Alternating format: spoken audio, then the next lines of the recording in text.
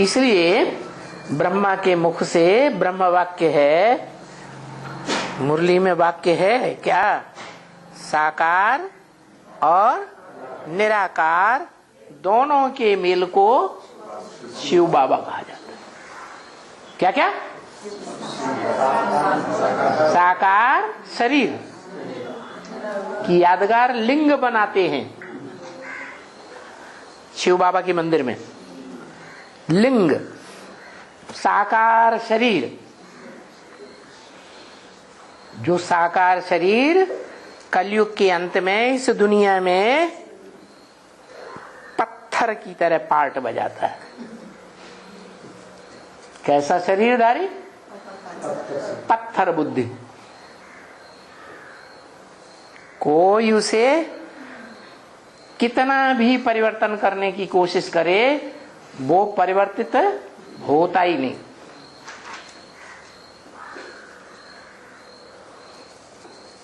जो त्रिमूर्ति में दिखाया जाता है ब्रह्मा बड़ा लीनेंसी में बैठा हुआ है, सीधा साधा। माताएं भी उसे अपने तरीके से चला लेती, बच्चे भी उसे अपने तरीके से चला लेते। और शंकर हिलने वाला नहीं, कोई कितना भी हिलाए वो हिलने वाला, चेंज होने वाला नहीं। ऐसा पत्थर की तरह यादगार बनाया जाता है भक्ति मार्ग में शिवलिंग का। कौन सा पत्थर? संगमरमर नहीं। हाँ, कि भाई संगमरमर का पत्थर हो। जितने भी दुनिया में पत्थर बने हैं शिवलिंग के, वो सब ग्रेनाइट के पत्थर। जिस ग्रेनाइट का बड़े से बड़ा पहाड़ दुनिया में है, जो बहुत गहरा है। क्या? पृथ्वी के अंदर इतना गहरा पहाड़ धंसा हुआ है कि दुनिया में बड़े बड़े भूकंप भी आएंगे तो भी पहाड़ हिलने वाला नहीं। सारी दुनिया भूकंपों में खलास होगी, वो पहाड़ स्थिर रहेगा। कौन सा पहाड़? माउंट आबू। क्यों ऐसा नाम रखा गया? माउंट माने पहाड़, आबू, बू माने बदबू, आ माने आए। जिस पहाड़ पर सारी दुनिया की बदबू से बदबू भरी हुई कर्म करने वाली आत्माएं उस पहाड़ पर आकर इकट्ठी हो गई, तो उसका नाम रख दिया है माउंट आबू।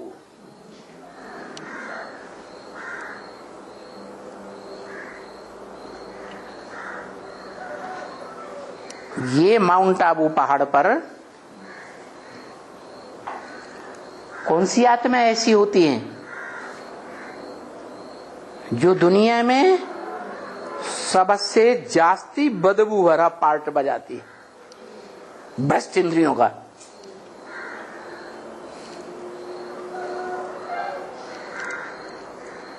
है? अरे देवताएं तो ज्ञानेंद्रियों से पार्ट बजाते हैं, नाक, आंख, कान, मुंह, उनमें बदबू निकलती है? नहीं, गंध तो नहीं निकलती। जो भ्रष्ट इंद्रियां हैं उनसे गंध निकलती है।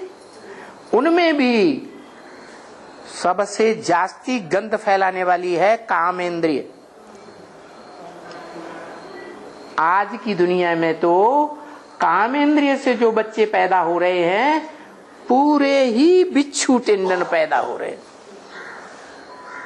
क्या है? ऐसा जानवर कौन सा होता है जो पैदा होता है और अपनी अम्मा का पेट ही फाड़कर पैदा होता है? बिच्छू। क्या? तो ये बिच्छू हैं। कौन? आज की संतान जो भ्रष्ट इंद्रियों की गंध से पैदा हो रही है, वो बिच्छू टिंडन मिसल संतान है। माँ बाप को ही सबसे जास्ती दुख देती है, सबसे जास्ती माँ को।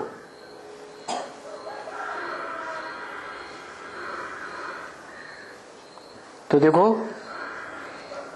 ये सब बातें हैं कहाँ की? है ब्राह्मणों की संगम की दुनिया की बातें हैं।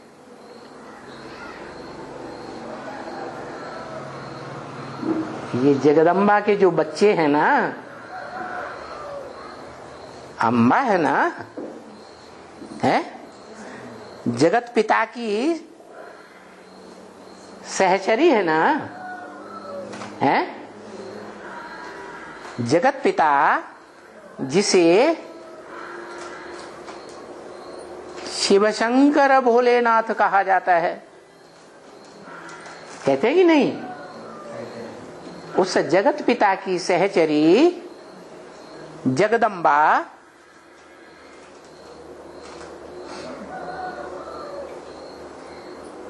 उससे जो बच्चे पैदा होते हैं ना, कौन से बच्चे? दुनिया की बीज रूप आत्माएं। कौन से बच्चे? दुनिया की बीज रूप आत्माएं।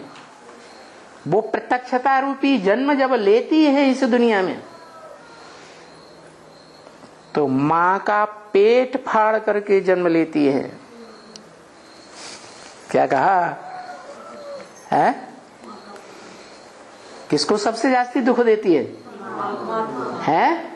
मां को ही सबसे जास्ती दुख देती है। कौन सी मां है? जगदम्बा। ये वो बीज रूप आत्माएं हैं जिनसे सारी दुनिया के धर्म के लोग जन्म लेते हैं।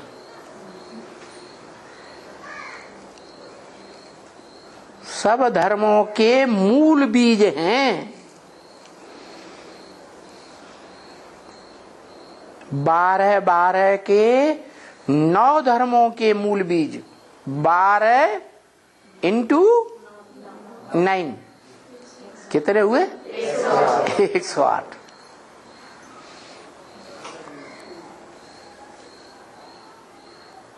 ये ऐसी सख्त आत्माएं हैं। संसार में जब प्रत्यक्षता रूपी जन्म लेती हैं तो खुद भी रोते रोते जन्म लेती है। क्या? खुद भी, जैसे दुनिया में बच्चे पैदा होते हैं ना, इस जगत में, स्वर्ग की बात नहीं, इस जगत में जो बच्चे पैदा होते हैं कैसे पैदा होते? रोते रोते या हंसते हंसते? रोते रोते पैदा होते। तो उनका बाप कोई होगा या नहीं है? उन अनेक अनेक धर्मों में जन्म लेने वाले जो बच्चे हैं, अलग अलग धर्मों के अलग अलग फॉलोअर्स है ना, तो उनके कोई मूल रूप में बाप भी होते होंगे कि नहीं? नहीं होते हैं। वो 9 हैं। क्या? जिनकी यादगार 9 रत्न दिखाते हैं। नवरत्न की अंगूठी भी पहनते हैं। क्या? आसपास 8 रत्न और बीच में हीरा दिखाते हैं। दिखाते ना? वो रत्न एक से एक बढ़कर के बेशकीमती। हीरा सबसे जास्ती, हीरो पार्टधारी। तो ये 9 जो हैं वो दुनिया के बड़े ते बड़े पावरफुल बीज हैं। और नंबरवार हैं कि एक जैसे हैं? नंबरवार। ये भी जन्म लेते हैं, माने प्रत्यक्षता जब संसार में इनकी होती है, प्रत्यक्षता रूपी जन्म लेते समय ये भी अंदर की आंख से बहुत रोते हैं। इनका मुखिया कौन? अरे नाव का मुखिया कोई होगा कि नहीं? कौन? अरे हैं? नौ का मुखिया कौन? नौ रत्नों का मुखिया कौन है? हीरो पार्टधारी हीरा है ना? तो वो भी रोता होगा कि नहीं? नहीं है? क्या हंसता रहता है? हंसता रहता है या रोता है? रोता है। कभी देखा? अरे रोते हुए देखा क्या है? क्यों रोता है? तो रोते हुए देखना चाहिए ना है? कभी सर्दियों में रजाई ओढ़ करके लेटा हुआ हो, पहचान लिया हो किसी ने, तो रजाई हटा देना, देखना कि रोता है कि नहीं रोता है। हाँ? अव्यक्तवाणी में बाप दादा ने बोला, ब्रह्मा बाबा ने गुलजार दादी के मुख से क्या बोला? जो पुरुष हैं वो मन से रोते हैं और कन्याएं माताएं आंसुओं से रोती है। क्या?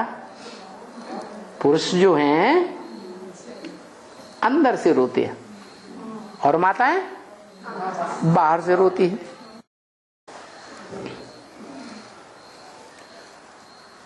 तो ज्यादा दुखदाई रोना किसका है? जो अंदर अंदर रोता रहे और बाहर की दुनिया को दिखाए कि हंसता है, खुश खुश दिखाई दे, वो ज्यादा दुखदाई रोना है, या जो बाहर से आंसू बहा दे, है ना? वो ज्यादा दुखदाई है? अंदर अंदर से रोता भी रहता है और किसी को दिखा भी नहीं सकता। और ये बात ब्रह्म महावाक्य मुरली में भी बोल दी, भगवान को जितना रुलाया है उतना और किसी को दुनिया में नहीं रुलाया है।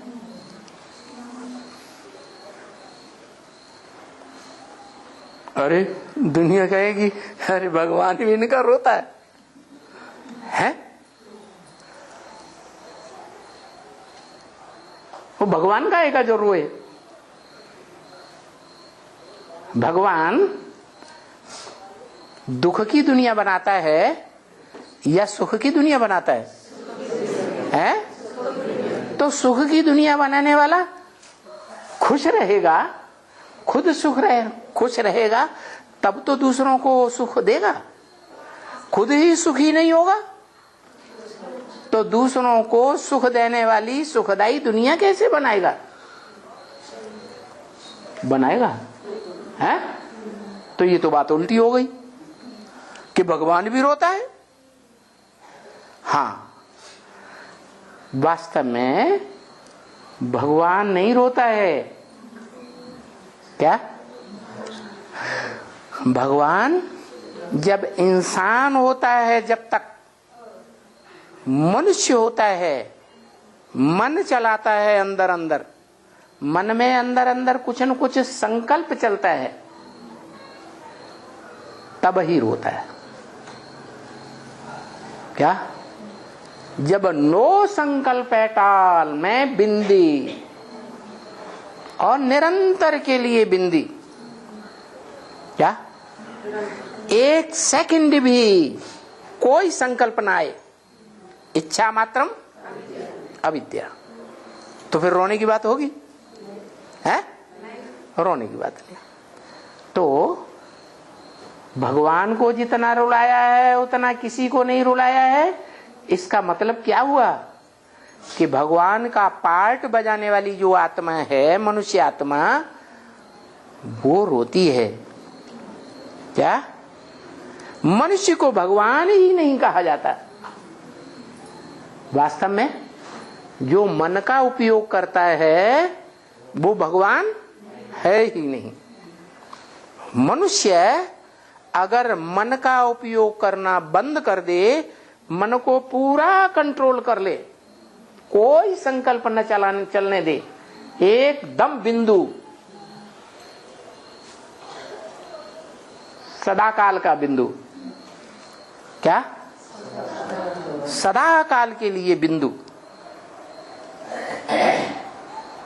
तो वो भगवान कहा जाता है। मनुष्य को भगवान नहीं कहा जा सकता। क्या? मनुष्य है माना मन वाला है, मननात् मनुष्य कहा जाता है। मनन चिंतन मंथन करने वाला मनुष्य कहा जाता है। कोई भी मनन चिंतन मंथन नहीं, मन के अंदर भी नहीं, वाचा के अंदर तो बड़ी बात, तो उसको भगवान कहा जाएगा। तो ब्रह्म वाक्य झूठा बोला या सच्चा बोला? क्या ब्रह्म वाक्य? भगवान को जितना रुलाया है उतना और किसी को नहीं रुलाया। और क्लैरिफिकेशन भी दे दिया। भगवान कौन? इस सृष्टि पर सदा कायम कोई चीज है नहीं, सदा कायम एक शिव बाबा ही। और शिव बाबा किसको कहा जाता? जो साकार शरीर और निराकार ज्योति बिंदु आत्मा दोनों इकट्ठे होके पार्ट बजाएं तो शिव बाबा माना भगवान हो गया। हाँ, एक है उसकी संपन्न स्टेज और एक है उसकी पुरुषार्थी स्टेज। तो संपन्न स्टेज है, उसकी यादगार है शिवलिंग। क्या? लिंग माने शरीर भी है और उसमें ज्योति बिंदु आत्मा भी है, लेकिन संकल्प कुछ नहीं, एकदम जैसे पत्थर, कोई भावना नहीं, कोई भावना का अतिरेक नहीं। क्या?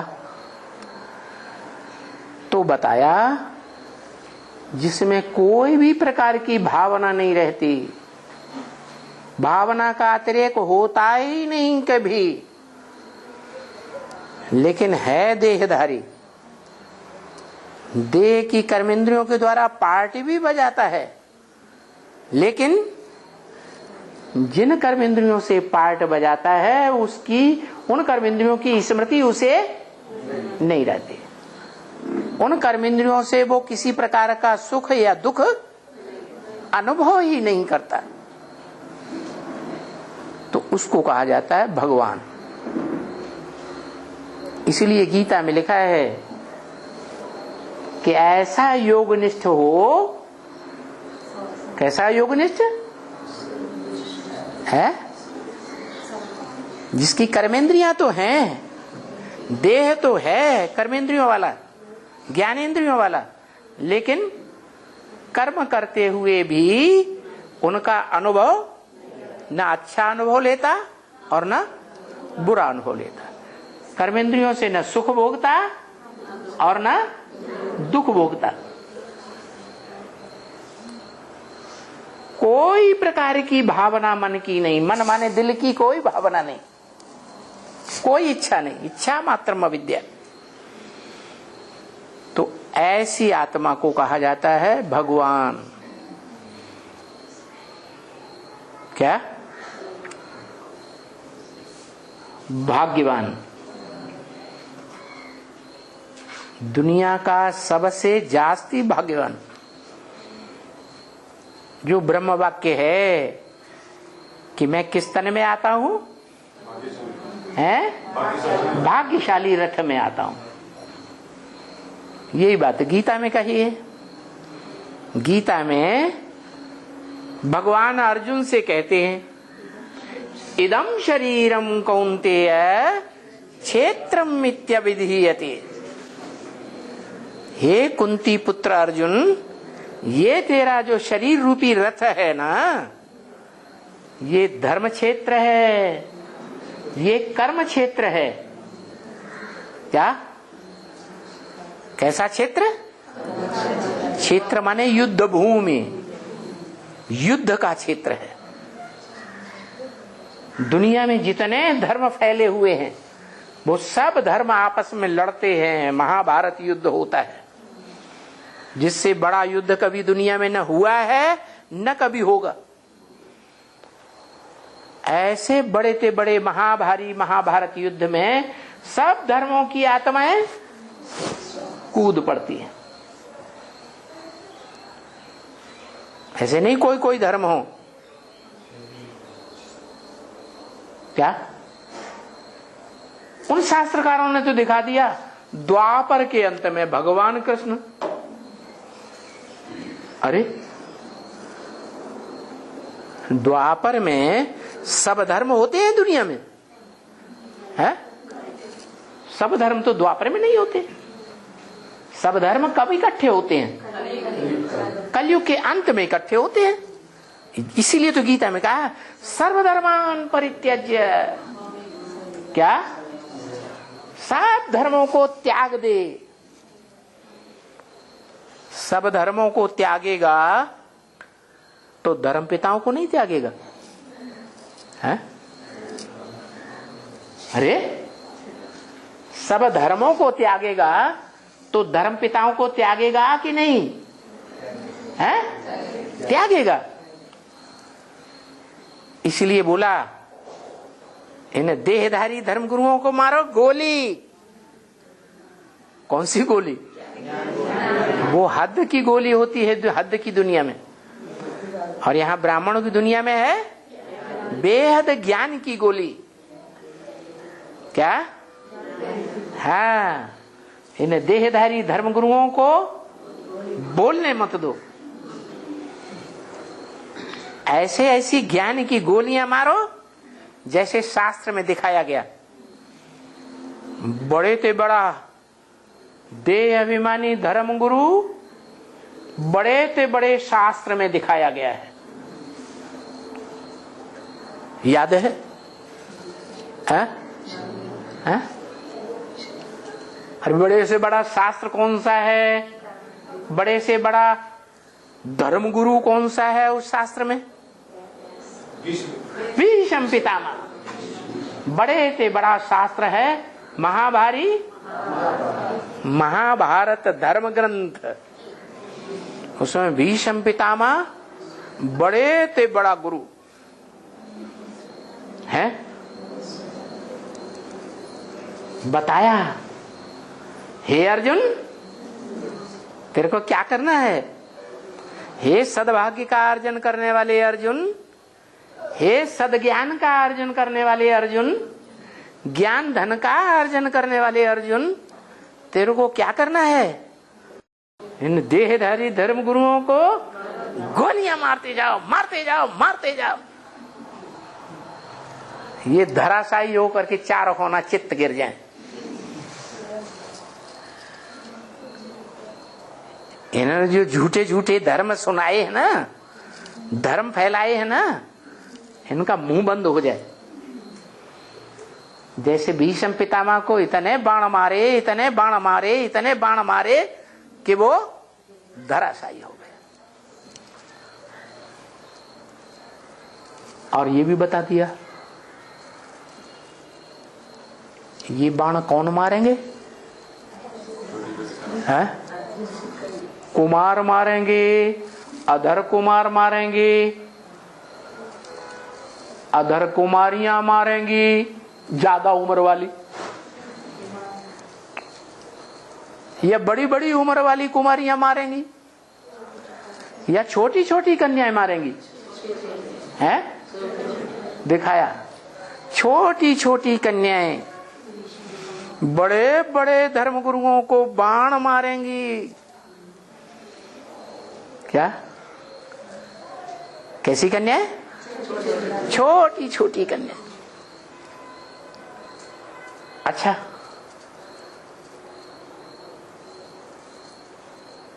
ब्रह्मा कुमारियां जो ब्रह्मा की औलाद अपन को बताती हैं, उन ब्रह्मा कुमारियों में सबसे छोटी कुमारी कौन है?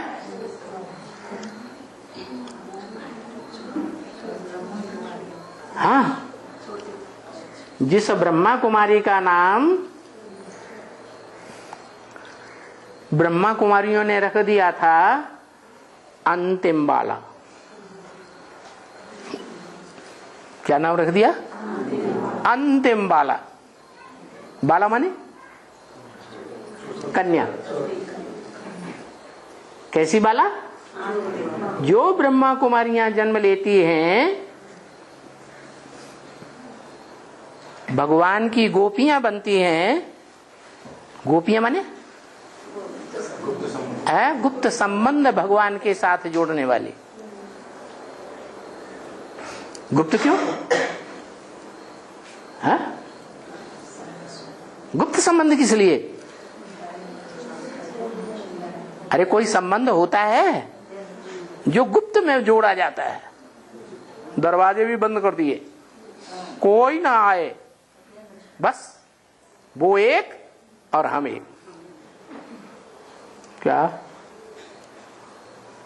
वो बम्बैया वाले हैं ना, क्या क्या दिखा देते हैं? क्या दिखाते हैं? हम तुम एक कमरे में बंद हों और चाबी खो जाए। अरे बाप रे, ऐसा गुप्त संबंध क्या कहा जाता है? कौन सा संबंध? भाई बहन का? भाई भाई का है? माँ बेटे का? नहीं। कौन सा संबंध? पति पत्नी का, साजन और सजनी का संबंध। तो ब्रह्म वाक्य है मुरली में, तुम सब हो सजनिया, और एक है वो भगवान साजन। वो क्या है? वो है साजन, और तुम सब सजनिया। तुम सब सजनियों को, सजनियों के पास क्या होता है? हैं? अरे ज्यादा उम्र की हो गई तो भी क्या होता है, और कम उम्र की है तो भी क्या होता है? हैं? सबसे बड़ी अगर संपत्ति है और वो संपत्ति को सुरक्षित रखना चाहें तो सबसे बड़ी संपत्ति क्या है? जो उस एक साजन की सजनियां बनती हैं प्रैक्टिकल में इस दुनिया में, क्या संपत्ति है? हैं? नहीं। ज्ञान की धन संपत्ति कहां से होती है? हैं? जो भी नदियां हैं, नदियां है ना, ज्ञान जल बहता है ना, तो वो ज्ञान का जल बहता है ना, तो कुछ नई बात निकलती है क्या? ज्ञान के नए नए पॉइंट निकालती हैं? निकालती हैं? ज्ञान के नए नए पॉइंट नहीं निकालती। वो पानी का पानी ही रहता है। क्या क्या रहता है? नदियां पानी की होती हैं, सो पानी को कितना भी मंथन करो, उसमें मक्खन नहीं निकलेगा। कौन सा जल है जिसका जल मंथन के रूप में शास्त्रों में गाया हुआ है? सागर। क्षीर सागर नहीं, सागर। तो वो ज्ञान सागर ही है। क्या? जिसकी गोद में वो धरती रूपी माताएं, कन्याएं गोद में बैठी हुई हैं। दुनिया में भी देखा जाए हद में तो 3 हिस्सा सागर है और 1 हिस्सा धरणी रूपी माता है। तो कौन किसकी गोद में है? जो धरणी माता है, कन्याएं हैं, वो धरणी माता रूपी कन्याएं माताएं वो सागर बाप की गोद में हैं। सागर बाप है और कन्याएं माताएं सजनियां। तो ऐसी सजनियां, उनके लिए बोला क्या कि सब सजनियां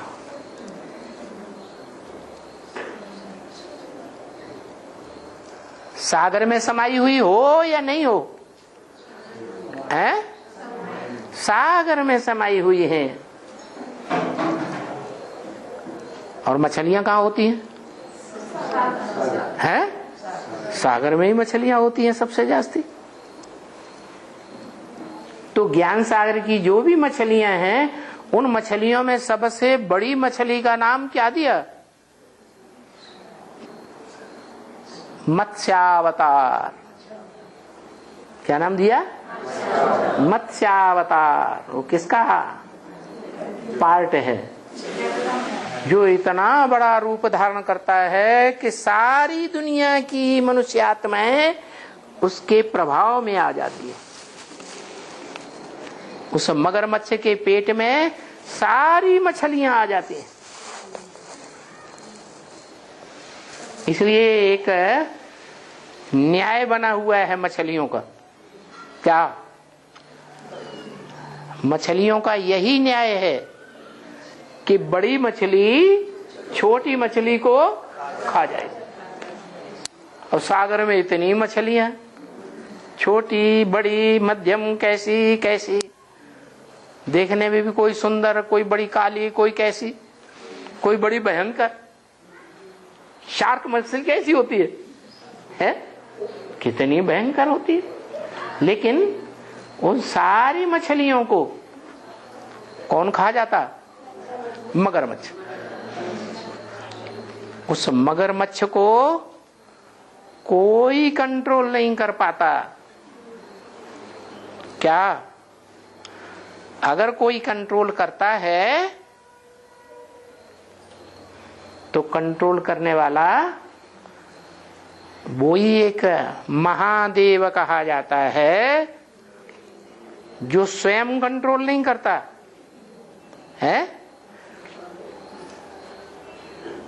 उसके सर पर क्या दिखाई जाती है? गंगा दिखाई जाती है। सर पे क्यों से चढ़ा रखा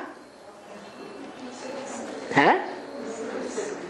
जो प्यारा बच्चा होता है तो क्या करते हैं? बाप जो है उसको मारे प्यार के सर पे चढ़ा के ऐसे ऐसे खिलाते हैं।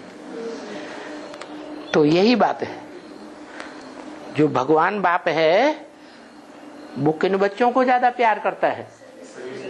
सबसिबल बच्चों को। तो गंगा ने जितना सेवा की है नॉर्थ इंडिया में, इतनी सेवा किसी ने नहीं की। क्योंकि नॉर्थ इंडिया है भारत का है स्वदेश, और दक्षिण भारत बताया है, दक्षिण भारत है भारत का विदेश। जब जलमयी हुई थी तो नॉर्थ इंडिया का ही हिस्सा बचता है,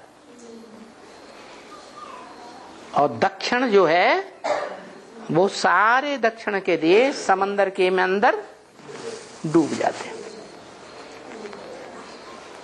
इसलिए बताया, जैसे दुनिया में जितने भी धर्मखंड हैं वो सारे ही धर्मखंड जब जलमयी होती है तो सब धर्मखंड सागर के अंदर डूब जाते, सारी दुनिया में जलमयी हो गई, एक भारत खंड रहता है। ऐसे ही भारत खंड में भी भारत के दो हिस्से हैं, एक नॉर्थ इंडिया, एक साउथ इंडिया। जो नॉर्थ इंडिया है उसी का कोई हिस्सा है जो डूबता नहीं है। क्या? कौन सा हिस्सा है? अखंड भारत का एक ही चोटी है, संसार में प्रसिद्ध है। कौन सी चोटी है? एवरेस्ट, पूर्वी सभ्यता की प्रतीक। ईस्ट माने पूरब, एवरेस्ट पूर्वी सभ्यता की प्रतीक। एवरेस्ट चोटी दुनिया के पहाड़ों में इतनी ऊंची चोटी है कि सारी दुनिया जलमयी हो जाती है, लेकिन वो चोटी जलमयी नहीं होती।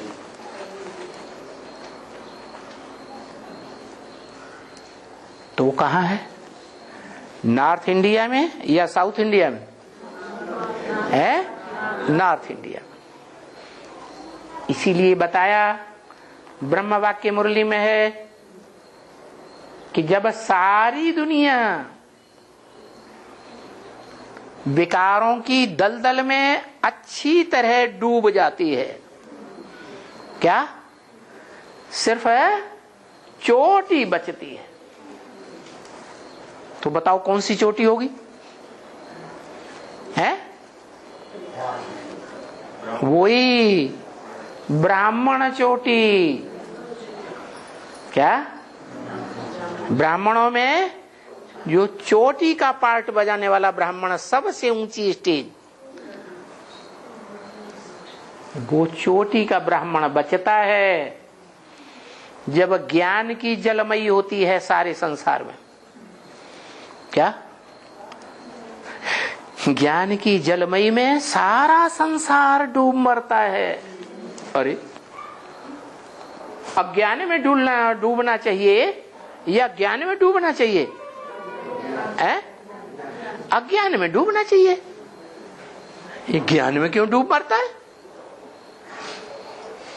इसलिए कि जब बाढ़ आती है दुनिया में कहीं भी जल की, तो उसमें क्या मिक्स हो जाता है? मिट्टी। वो है हद की मिट्टी, और ब्राह्मणों की दुनिया में है ये शरीर क्या है? मिट्टी। देवभान ही मिट्टी है। ये देवभान की मिट्टी जो है वो सारी दुनिया में जलमयी में मिक्स हो जाती है। और जब ऐसी बाढ़ आती है दुनिया में जिसमें भयंकर मिट्टी मिली हुई है, तो सब प्राणी अंधे हो जाएंगे या सोझरे रहेंगे? सब अंधे हो जाते हैं।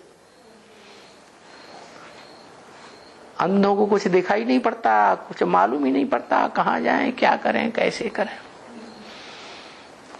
सब खलास हो जाते हैं। ऐसे दिखाते हैं ना शास्त्रों में। जलमयी हो गई। कौन सी जलमयी है? अज्ञानता की जलमयी कहें, उसे ज्ञान की जलमयी नहीं कहें। ज्ञान वो जिसमें मिट्टी का, देवभान का एक अंश मात्र भी न हो, वो है ज्ञान। जैसे दूध का भरा हुआ घड़ा है, प्योर दूध, और उसमें सर्प का आधा बूंद डाल दो। क्या? अच्छा, आधा नहीं, चौथाई बूंद ही डाल दो, तो क्या हो जाएगा? सारा गंदा हो जाएगा। ऐसे ही ये ईश्वर का दिया हुआ जो ज्ञान जल है, उस ज्ञान जल में अगर देवभान का एक टीपा भी मिक्स कर दिया है, तो क्या हो जाएगा? अज्ञान हो जाएगा कि ज्ञान रहेगा? अज्ञान हो जाता है। देखा होगा ज्ञान जल का दान करने वाले ज्ञान जल का दान करते हैं, तो जिसको दान करते हैं उसके सामने ज्ञान दान करते समय कुछ न कुछ देवभान में आते हैं या नहीं आते हैं? बोलो, कुछ न कुछ देवान जरूर आ जाता है। क्यों आ जाता है? इसलिए आ जाता है कि ये ज्ञान सुनाते सुनाते रमक में ऐसे आते हैं कि भूल जाते हैं ये ज्ञान हमारा नहीं है, ये ज्ञान उसका दिया हुआ है। तो देह अहंकार में आकर के थोड़ा भी देह अहंकार अगर ज्ञान में मिक्स कर दिया तो क्या हो गया? वो है विष हो जाता है। वो विष बढ़ता जाएगा, सारे घड़े में फैल जाएगा। तो सभी ब्राह्मण अपने जीवन में देखें कि क्या हम ज्ञान सुनाते हैं तो आंखें कभी तुर्स होती हैं या नहीं होती हैं? अगर जिज्ञासु कुछ अपोजिशन करता है तो, प्रश्न के ऊपर प्रश्न करता है तो आंखों में तुर्सपन आता है, देभान आता है या नहीं आता है? है? आता है। बस समझ लो,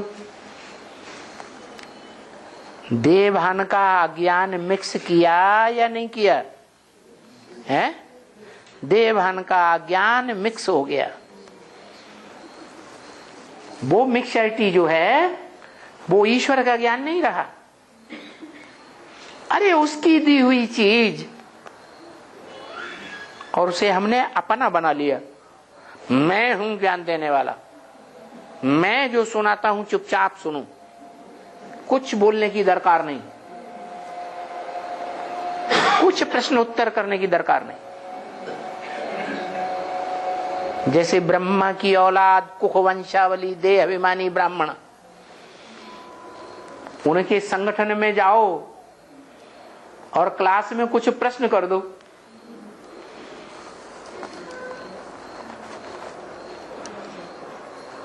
तो तुम्हारे प्रश्न का जवाब देंगे? हैं?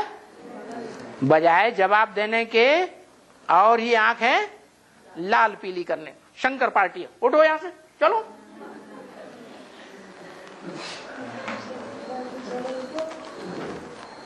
तो इसका मतलब देहभान आया या नहीं आया? ज्ञान समझ लिया कि मेरा ज्ञान है, मैं ज्ञानी हूं। क्या ज्ञानू बन गए? वास्तव में इस दुनिया में सबके अंदर देहभान भरा हुआ है। यहां तक कि इस दुनिया के जो भी मनुष्य मात्र हैं, मनुष्य आत्माएं हो, राक्षसी आत्माएं हो, देव आत्माएं हो, सबके अंदर इस दुनिया में अभी देहभान ही भरा हुआ है। 100% आत्माभिमान किसी में नहीं आया। 100% आत्माभिमानी की निशानी क्या होगी? अरे कोई निशानी बता दी है? हैं?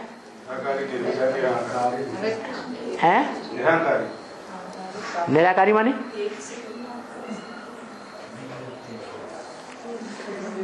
निशानी बता दी, इच्छा मात्रम अविद्या। कोई भी इच्छा नहीं रहेगी। माना खाने की इच्छा रहेगी कि नहीं? है? कुछ खाएं, भूख लगी है, छटपटाने लगेंगे। कुछ पिए, प्यास लगी है, इंद्रियों का कुछ न कुछ भोग भोगे, भूख लगी है, इच्छा होगी या नहीं होगी? है? देहभान है तो इच्छा होगी। देहभान का नाम निशान नहीं है तो कोई भी इच्छा हो ही नहीं सकती।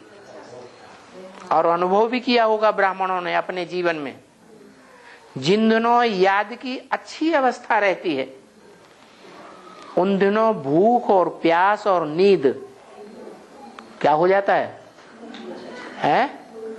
भूख भी कम लगती, प्यास भी कम लगती और निद्रा भी कम आती।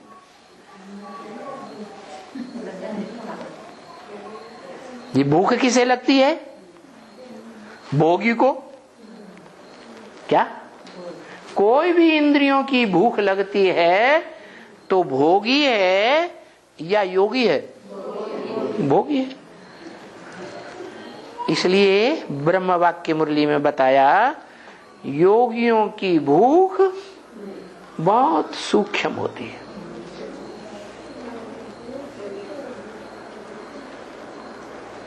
क्या जितना बड़ा योगी होगा तो उसकी भूख भी कम होगी। भोगी होगा तो इंद्रियों की भूख भी जास्ती होगा। निजाम बादशाह है 500 रानियां रखता था। उसकी कामेंद्रिय की भूख कितनी बड़ी थी, कितना खाता था। हिस्ट्री बताती है कि जब वो सवेरे को नाश्ता करता था तो जो केले हैं ना, उनका बड़ा लंगर पका हुआ पूरा सामने रख दिया। आपने खा सारा सफाचट, इतना खाता था, नाश्ते में ही इतना खा जाता था। तो भोगी था कि योगी था? भोगी था। भोगी को भूख भी ज्यादा लगती, भोगी को नींद भी ज्यादा आती। और भोगी के जो भी इंद्रियां हैं, 9 द्वारे हैं। शरीर में कितने द्वार? 9 द्वार हैं। 9 द्वारों में से ज्यादा गंध निकलेगी।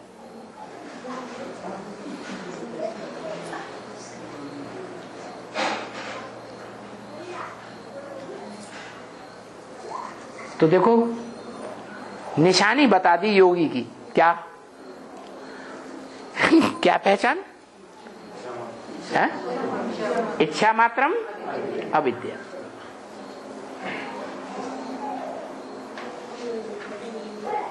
माने इस दुनिया में कोई इच्छा नहीं,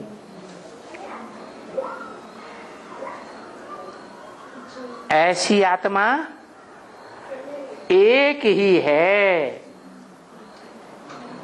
जो सदा काल है। इस सृष्टि पर जब भी आती है पार्ट बजाती है, और जितने काल भी पार्ट बजाती है, क्या उसको कोई इच्छा नहीं। कौन?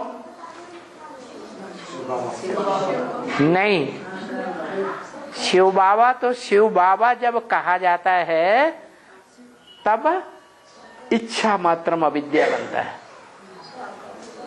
शिव बाबा कहे जाने से पहले वो सिर्फ मनुष्य सृष्टि का बाप था कि मनुष्य सृष्टि का बाबा था? है? बाप था, बाबा था ही नहीं। बाबा का मतलब है कि दुनिया में जितने भी धर्म के लोग हैं उनका बाप धर्म पिता है। क्या? हर धर्म के फॉलोअर्स का बाप धर्म पिता, और धर्म पिता का भी बाप, जितने भी धर्म पिताएं हैं उन सब का बाप प्रजापिता आदम, उसको कहेंगे अब बाबा। क्या? बापों का भी बाप, वो हुआ धर्म पिता, जिसका कोई बाप नहीं साकार में। साकार मनुष्य सृष्टि में उसका कोई बाप नहीं, कोई जन्म देने वाला नहीं। न उसको जन्म देते कोई ने देखा, न उसकी मृत्यु होते कोई ने देखी। मृत्यु भी नहीं होती, ऐसी संपन्न स्टेज धारण कर लेता है। लेकिन वो इस सृष्टि रूपी रंगमंच पर सदाकाल ऐसा पाठ नहीं बजाता। कैसा पाठ है? सदाकाल इच्छा मात्रम अविद्या। पुरुषार्थी जीवन में इच्छाएं होती हैं या नहीं होती हैं? है? जो नजदीक रहेंगे वो जानेंगे। जानेंगे कि नहीं? नजदीक रहने वाले जान जाएंगे कि इसको इच्छा होती है या नहीं होती। दूर दराज जाने या ना जाने। तो बताया उसकी पहचान एक बता दी। एक तो इच्छा मात्रम अविद्या। दूसरी पहचान क्या बताई? इस दुनिया की जो भी मनुष्य आत्मा उसको देखेगी, चाहे देव आत्मा क्यों न रही हो और चाहे वो राक्षसी आत्मा क्यों न हो, रावण जैसी, कंसी जरासिंधी जैसी, ऐसी आत्मा भी संसार की उसको इन आंखों से देखेगी तो देखने मात्र से ही बोलेगी मेरा बाप आ गया, सारी सृष्टि का बाप आ गया। सिर्फ ब्रह्मा कुमार कुमारियों का नहीं, सारी दुनिया का बाप है। क्या? एक का नहीं है, सबका बाप। इन आंखों से देखेगा तो बोलेगा। ऐसे नहीं तीसरी आंख से देखे। किन आंखों की बात बताई? स्थूल आंखों से भी देखेगा और उसको पहचान हो जाएगी। इतना प्रभावित हो जाएगा। जैसे धर्मपिताएं आते हैं ना,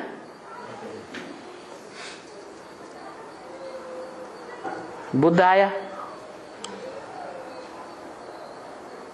इस दुनिया में बुद्ध को उस स्टेज में जिसने देखा, जिसकी यादगार आज भी बुद्ध के चित्र बने हुए हैं,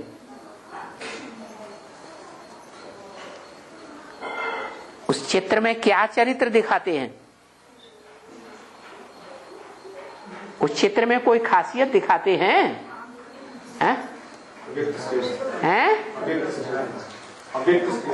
हाँ, वो निराकारी स्टेज चेहरे से झलकती है। क्या? वो निराकारी स्टेज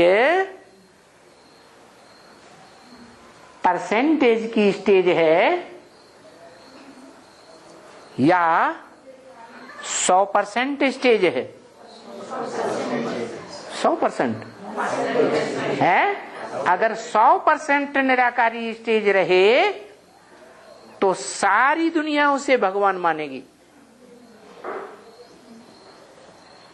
या कि कुछ मानेंगे कुछ नहीं मानेंगे? है, सारी दुनिया मानेगी। लेकिन ऐसा होता नहीं। वो जो भी धर्मपिताएं आते हैं, जिस देहधारी देव आत्मा में प्रवेश करते हैं, तो प्रवेश होने के बाद क्या होता है? हाँ, प्रवेश होने के बाद जिस देहधारी में प्रवेश करते हैं वो उतरती हुई आत्मा है सृष्टि रूपी रंगमंच पर, या चढ़ती स्टेज वाली आत्मा है? ये सब बंद कर दो। सबका बुद्धियोग खींच लेते हैं और बात सुनने ही नहीं देते।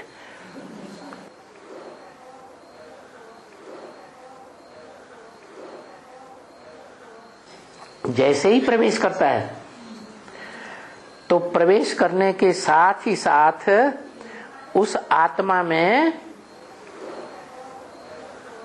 शूटिंग काल में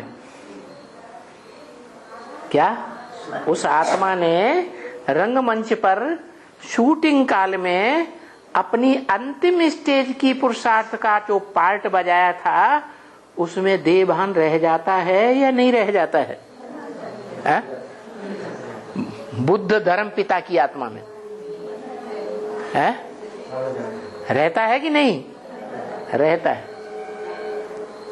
क्या देहभान रह जाता? ये देहभान रह जाता कि वो धर्म पिता की आत्मा इस षष्ठी रूपी रंगमंच पर जब शूटिंग का पार्ट बजाती है, भगवान का पार्ट बजाने वाले के सन्मुख भी आती है, तो भी पहचान नहीं पाती। क्यों नहीं पहचान पाती है? देहभान के कारण नहीं पहचानती। इतना जबरदस्त देहभान होता है जन्म जन्मांतर का। जब से बुद्ध धर्म का पार्ट, बुद्ध नाम का पार्ट बजाया, तब से लेकर के कलयुग के अंत तक जितने भी जन्म लिए उसमें अति का देहभान भरा रहता है। क्या अहंकार ज्यादा रहता है अपने धर्मावलंबियों के बीच में, या अपने धर्मावलंबियों के बीच किसी के मुकाबले कम अहंकार रहता है देह का? है ज्यादा देह अहंकार रहता है। तो वो देह अहंकार जो है वो उस बाप को, कौन से बाप को? जो मनुष्य सृष्टि का बाप है उसको पहचानने ही नहीं देता।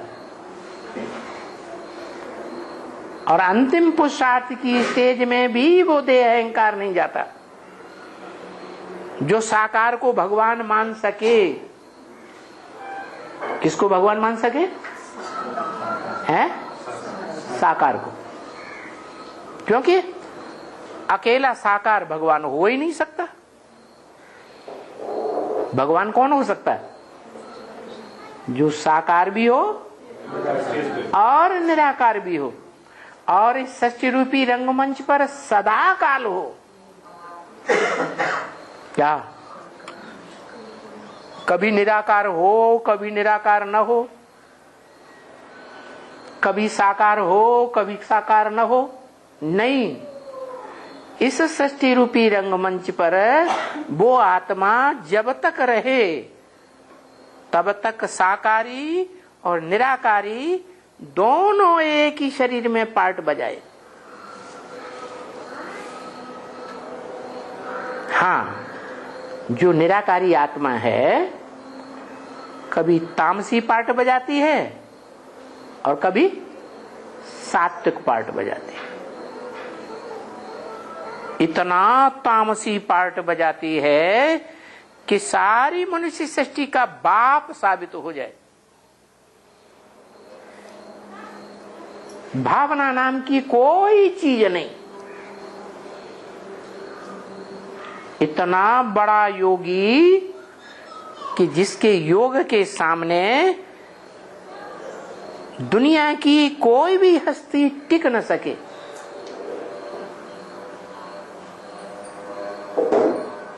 सबके शरीर का पराभव कर दे।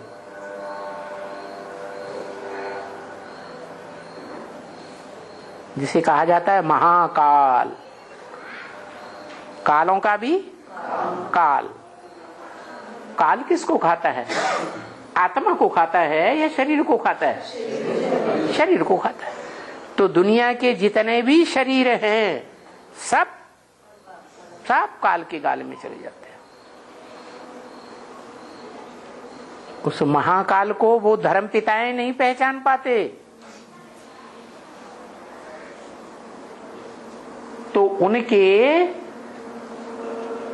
देहभान, देह अहंकार को खत्म करने के लिए फिर धर्मराज की सजाएं निधि हुई। सजाएं खाते हैं तो पद भी नीचा हो जाता है। तो जितने भी धर्म पिताएं हैं, भले अपने धर्म में सबसे ऊंचे हैं, उनके धर्म में जितने भी फॉलोअर्स हैं वो उनको बड़ा मानेंगे, लेकिन इस संसार में आदि से अंत तक पार्ट बजाने वाले नहीं हो सकते। तो पता चल गया कि वो निराकार को सिर्फ याद करते हैं या साकार को भी याद करते हैं? हैं? किसको याद करते हैं? हाँ, माने स्वेच्छा से जब तक याद करेंगे वो निराकार को ही याद करेंगे, साकार को भगवान नहीं मानेंगे। पिटाई होगी,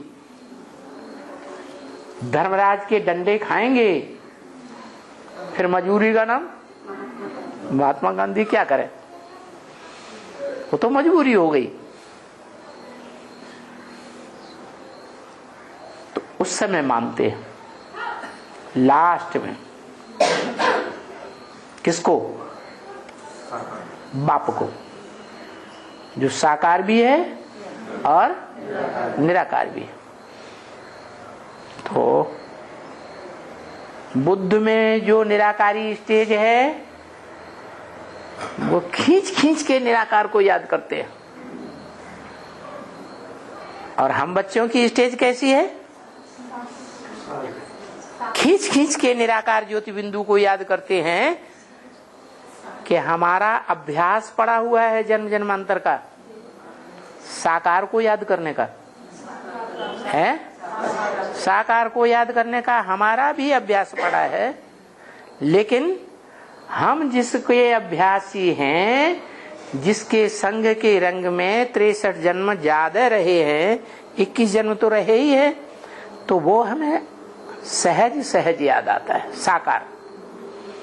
और हमारी बुद्धि में बैठ जाता है कि साकार में वो निराकारी स्टेज वाला एक ही है, आत्मा है। बाकी वो जो है वो सदा काल साकार में नहीं होता। कौन? शिव। वो इस षष्ठी रूपी रंगमंच पर जब संगम में शूटिंग पीरियड में आता है, तब ही निराकार साकार में रहकर पार्ट बजाता है। बाकी 5000 साल सिर्फ निराकार या साकार के साथ? सिर्फ निराकार। तो उसकी तो बात ही छोड़ दो, वो तो तुरीय है, उसके जैसा तो कोई हो ही नहीं सकता। हाँ, वो जिसमें प्रवेश करता है वो साकारी भी है इस सृष्टि पर और निराकारी भी है।